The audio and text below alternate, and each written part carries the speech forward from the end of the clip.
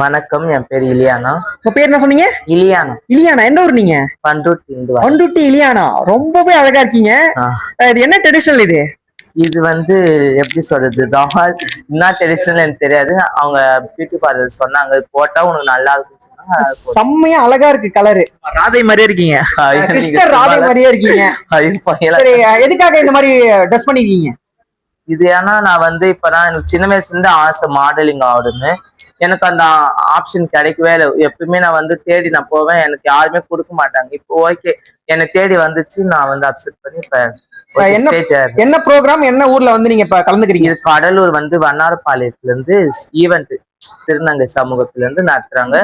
அதுல வந்து படிச்சவங்களுக்கு, பாட்டு பாடுறவங்களுக்கு, டான்ஸ் ஆடுறவங்க எல்லாருக்குமே அவார்ட் தராங்க எல்லாம்.